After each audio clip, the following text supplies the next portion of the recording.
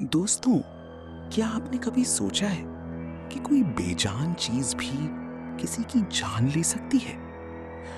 राजस्थान के तपते रेगिस्तान के बीच बसा एक छोटा सा गांव, पातालगढ़। ये नाम सरकारी नक्शे से मिटा दिया गया है क्योंकि यहां की मिट्टी अब सिर्फ मौत उगाती है। इस गांव के ठीक बीचों बीच एक पुराना, जंग लगा हुआ लोहे का हैंडपंप है। गांव वाले कहते हैं कि इस हैंडपंप का हैंडल कोई इंसान नहीं, बल्कि वो रूह चलाती है जिसकी प्यास आज भी अधूरी है।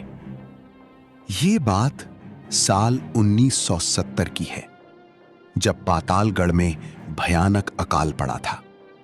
कुएं सूख चुके थे और जमीन फटने लगी थी।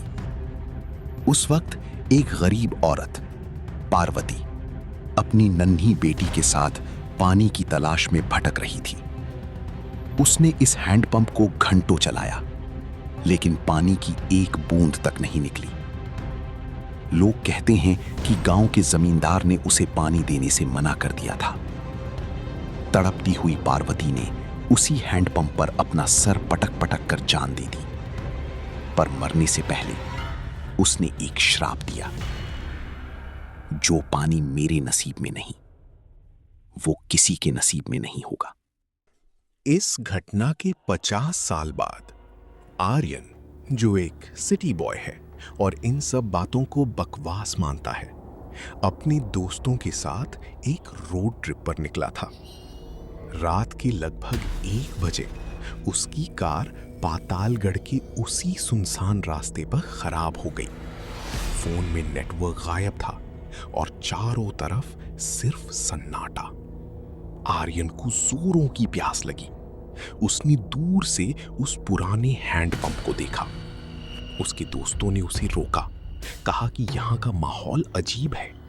पर आर्यन ने हंसते हुए कहा, डर लग रहा है क्या? मैं अभी पानी पी कर आता हूं।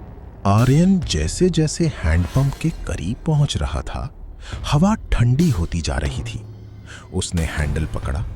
हैंडल इतना ठंडा था जैसे उसे बर्फ में रखा गया हो।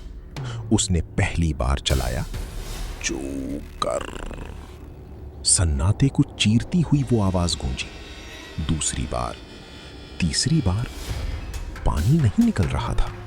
आर्यन गुस्से में बोला, सबा, किस्मत ही खराब है। लेकिन जैसे ही वो पलटा, उसे पीछे से पानी गिरने की आवाज आई।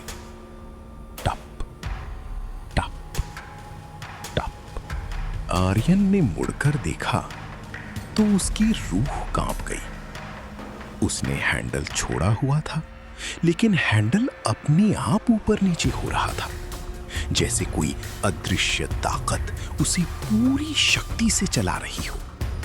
और सबसे डरावनी बात, हैंडपंप से पानी नहीं, बल्कि गाढ़ा काला खून जैसा तरल निकल रहा था, जिसमें लंबे लंबे इंसानी बाल तैर रहे थे। आर्यन भागने ही वाला था कि तभी एक सड़ा हुआ सफेद हाथ जमीन के नीचे से निकला और आर्यन का पैर जकड़ लिया। वो चीखने लगा, पर उसकी आवाज गांव के सन्नाटे में दब गई। हैंडपंप के पीछे से एक धुंधला साया उभरा। वो पार्वती थी, पर उसका चेहरा नहीं था। उसके चेहरे की जगह सिर्फ एक गहरा गड्ढा था, जहां से रोने की आवाज आ रही थी। उसने अपना हाथ आर्यन की गले की तरफ बढ़ाया और फुसफुसाई, प्यास, मुझे पानी चाहिए, क्या तुम अपना खून दोगे? अगले दिन जब आर्यन के दोस्त पुलिस लेकर वहां पहुंचे, तो कार वहीं थी, पर आर्यन गायब था। वो लोग जब हैंडपंप के पास गए तो वहां की मिट्टी गीली थी, पर वहां पानी का निशान तक नहीं था।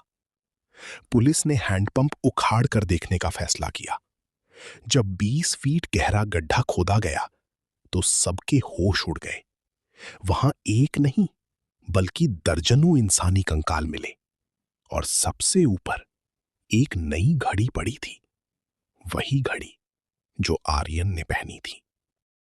दोस्तों, पातालगढ़ का वो हैंडपंप आज भी वही है। अगर कभी आपका वहां से गुजरना हो तो याद रखना, चाहे कितनी भी प्यास लगे, उस हैंडपंप का हैंडल मत छूना, क्योंकि पार्वती आज भी वहां किसी का इंतजार कर रही है।